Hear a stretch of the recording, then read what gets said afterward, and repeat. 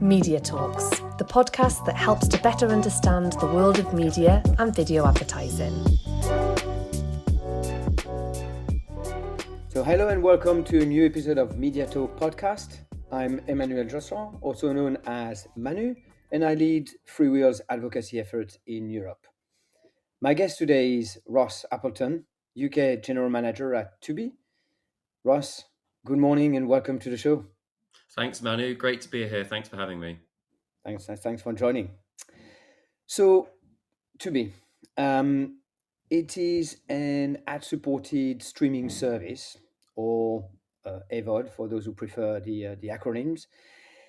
It was launched just over 10 years ago. I think it's launched it back in 2014 in the US. It's now owned by Fox Corporation.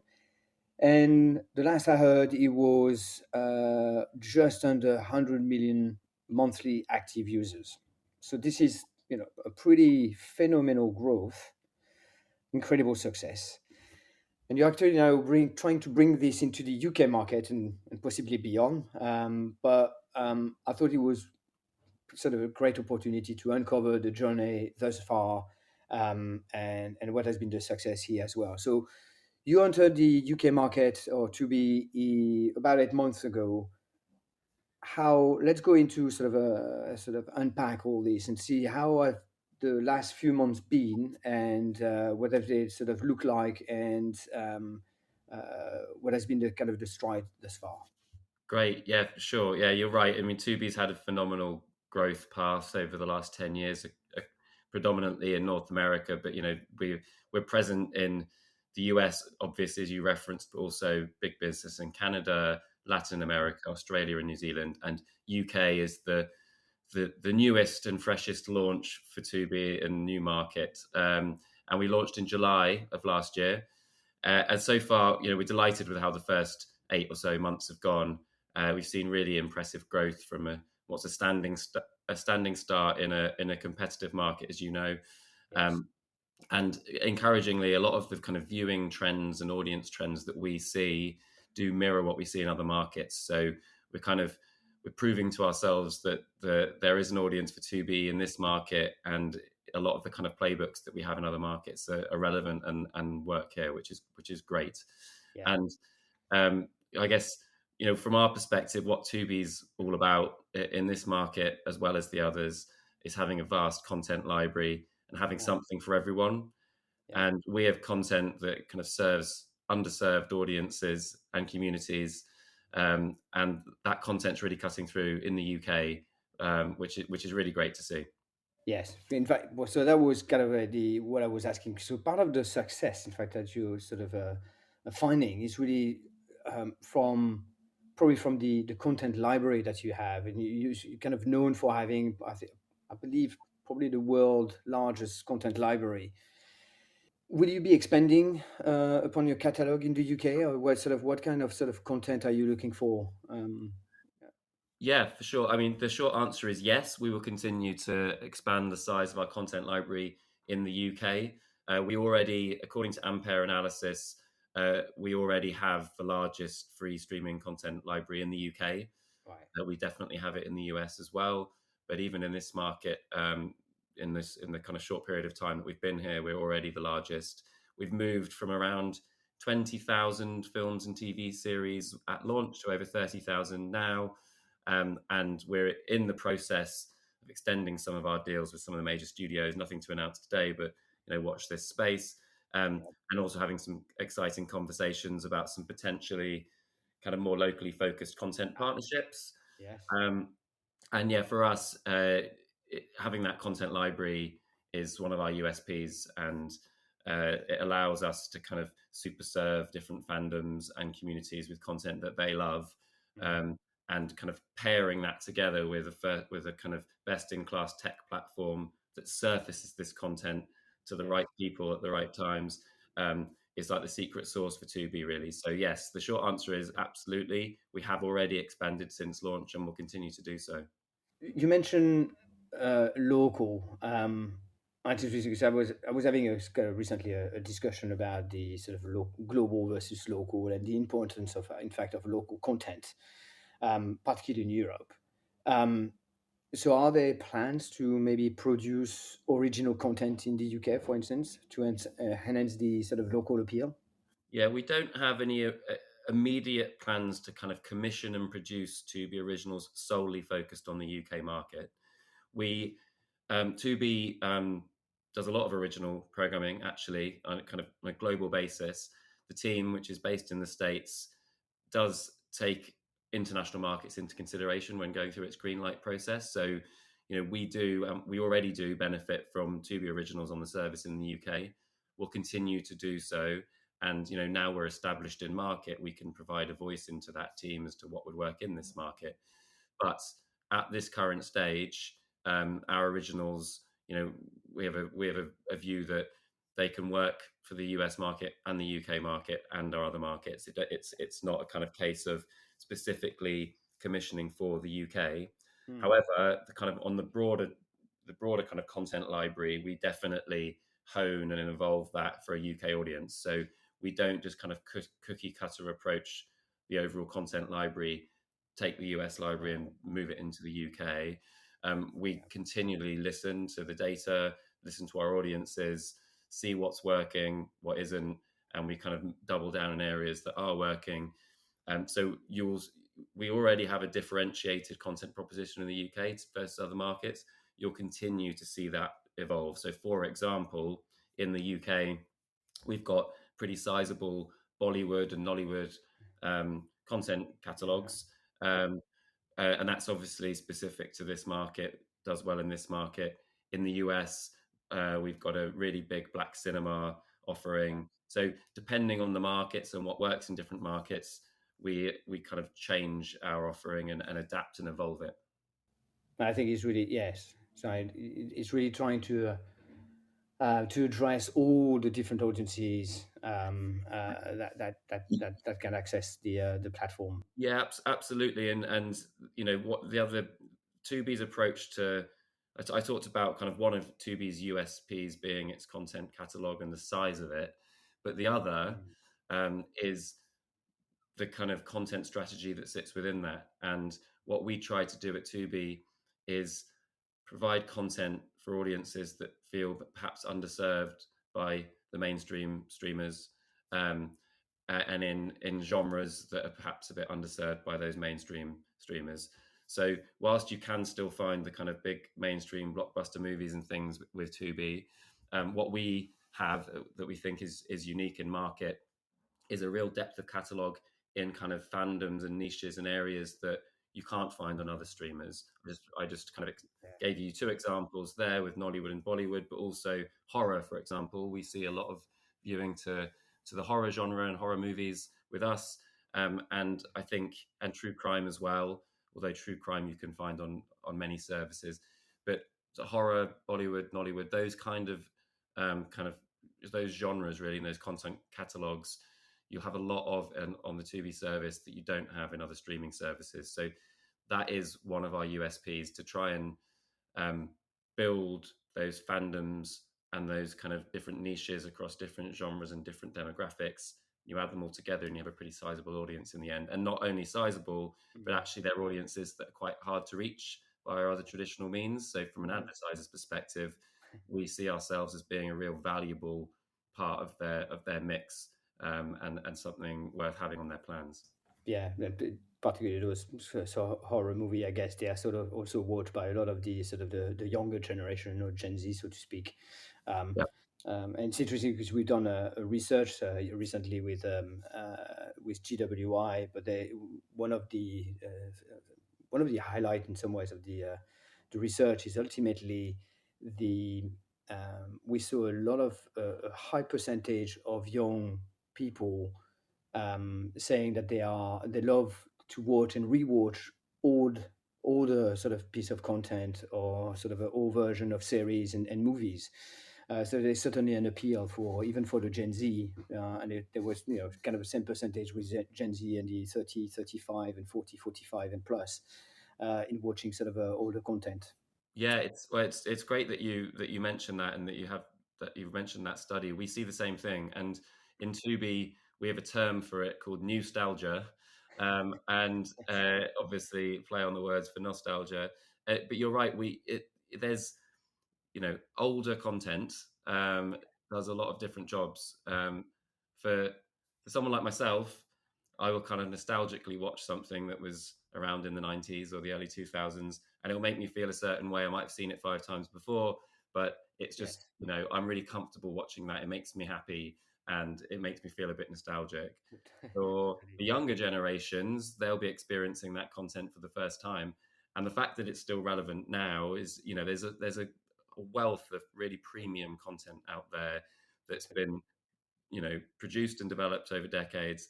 And just because it's 10 years old doesn't mean that it's not of high quality. And one of the kind of the things I liken it to is the music industry. And so when you think about listening to something on Spotify, you listen to the back catalogue of the Beatles, I think no one would tell you that that's low quality. um, Totally. and so I think you'll see more and more of that in the kind of video and content and streaming industry.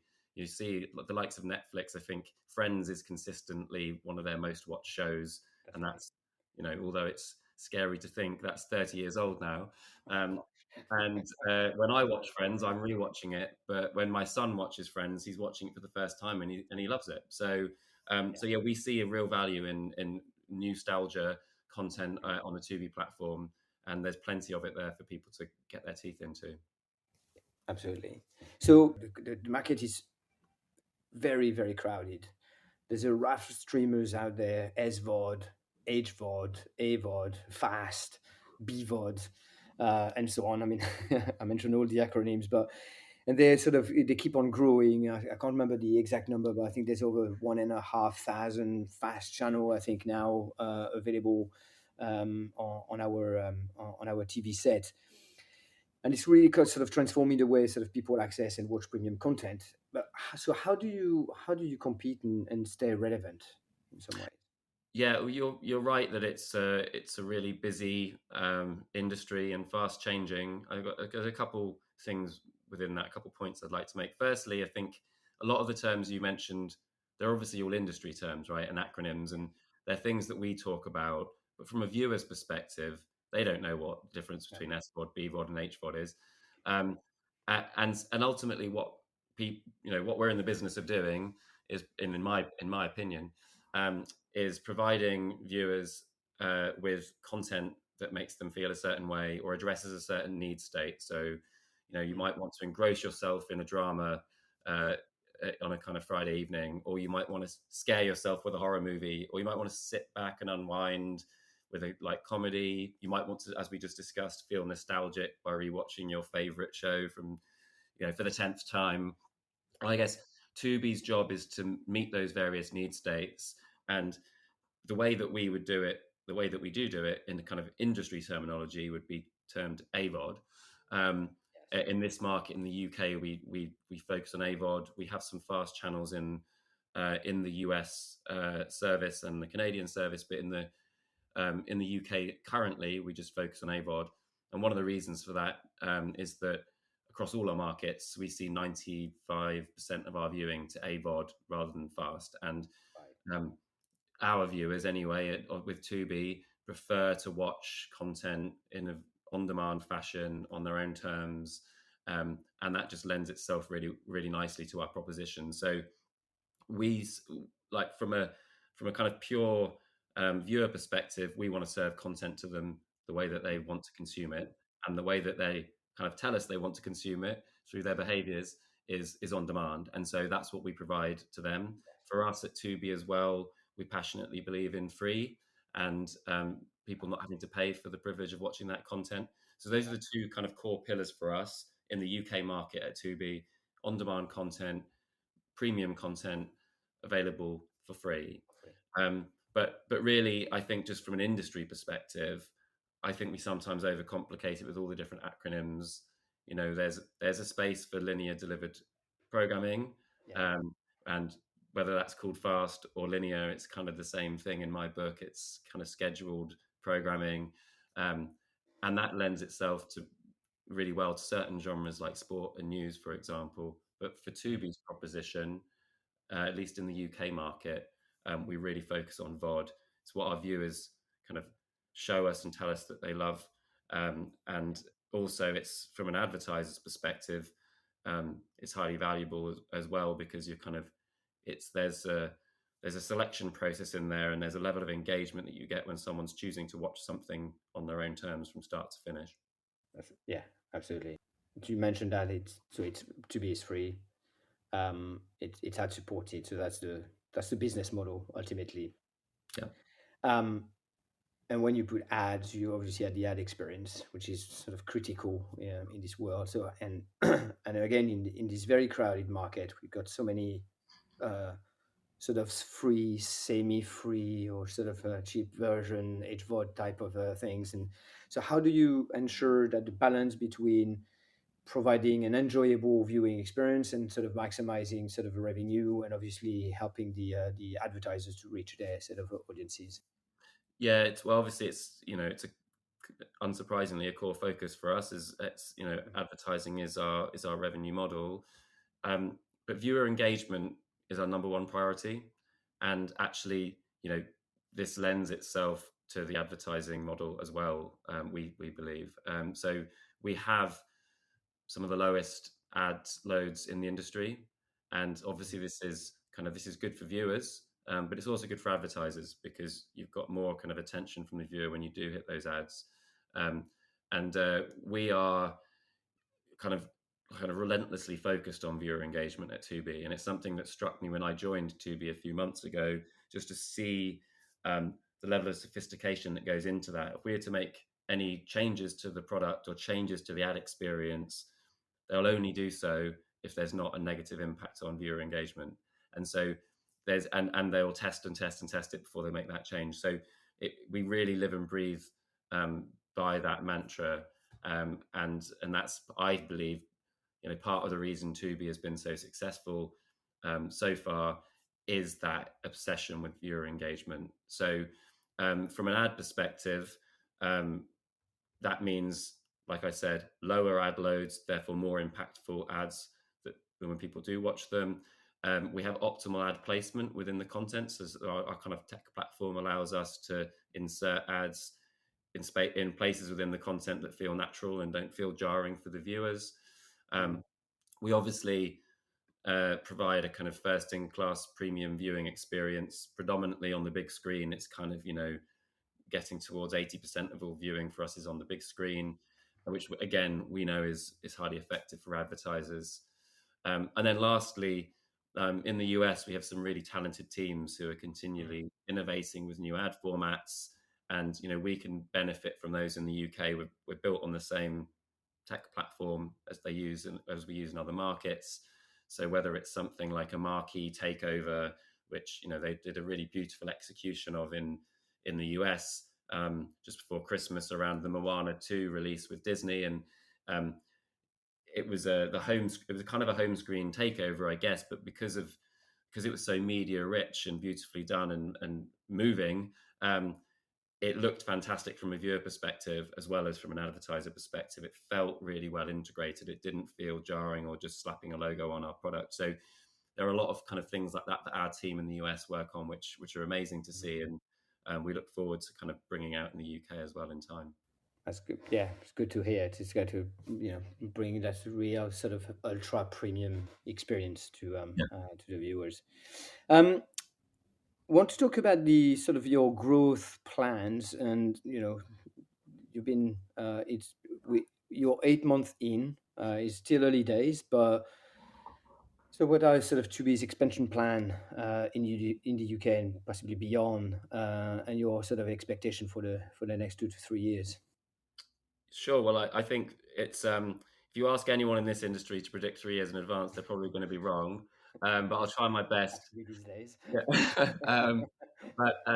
But yeah, I think from a kind of let's start with the UK first. From a UK perspective, like we said at the top, we're only 8 months old, which, although having been here for a while now, it feels like it's been a while, but actually it's no time at all to kind of stand up a new service in a market which to date, before launch, we had no recognition within. So we've got a lot of work to do still to continue to grow in this market and build on that really solid foundation that we've got ourselves today. So we will continue to evolve that content proposition, as I said, not only with the size of the proposition, but its kind of its relevancy to this market and its ability to kind of to cut through with UK viewers. So that's a big focus for us.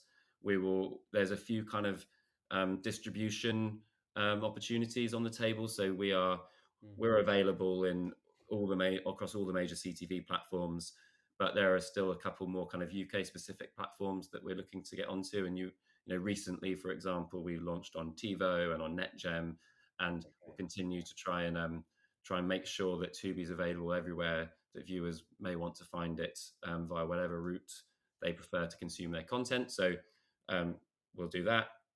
We'll obviously continue to build relationships with advertisers and agencies and kind of make sure that they're aware of what Tubi has to offer. And so there's a whole bunch of work and to do there. So over the next year, 2 years, 3 years, we'll continue to grow the UK business, and we're going to continue to invest in it. And it's always been seen as a multi-year investment. It's recognised as a really important market, but obviously a competitive one, and one that you can't just win in overnight. You need to kind of just keep doing the right things and execute the strategy fantastically over a period of months and years. So we'll keep doing that in the UK, and then from a kind of wider expansion perspective, I think as you will have seen if you kind of followed Tubi's international expansion thus far, to date, it's done it in a very considered way. It's not kind of just launched in 10 markets at the same time.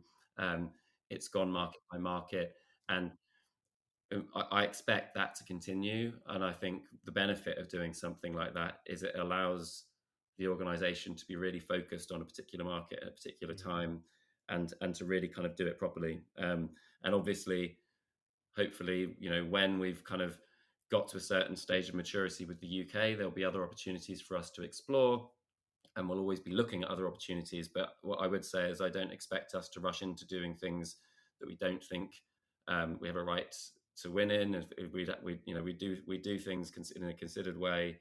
We'll assess further markets in the right way, and we won't rush into things. But absolutely, we're ambitious as a company, and you would have seen, the move into the UK is a signal to that. Yeah. Okay. Well, we'll follow and see how that progresses. But that the trend thus far and how you've made progress has been staggering. So well done.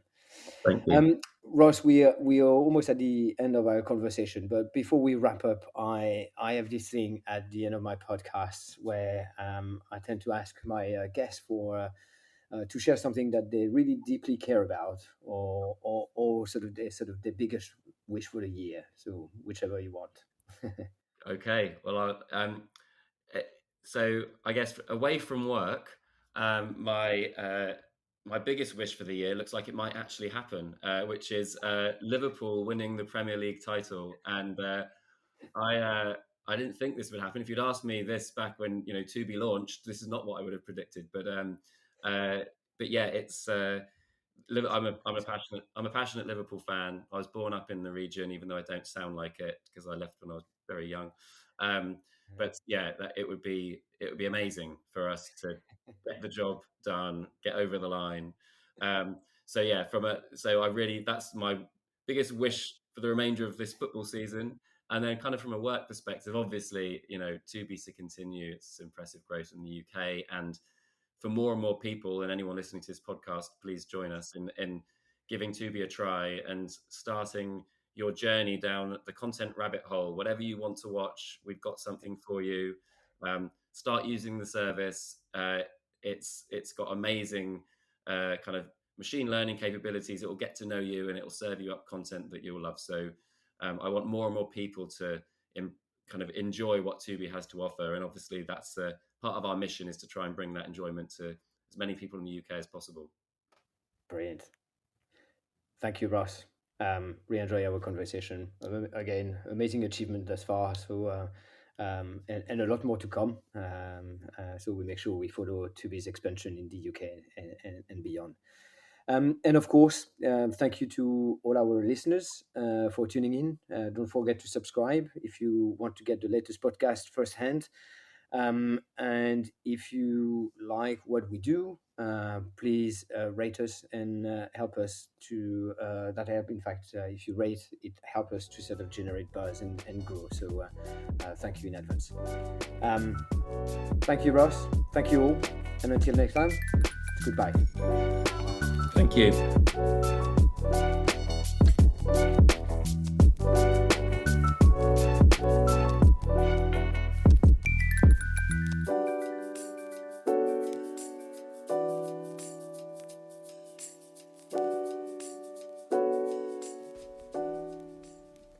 MediaTalks, the podcast that helps to better understand the world of media and video advertising.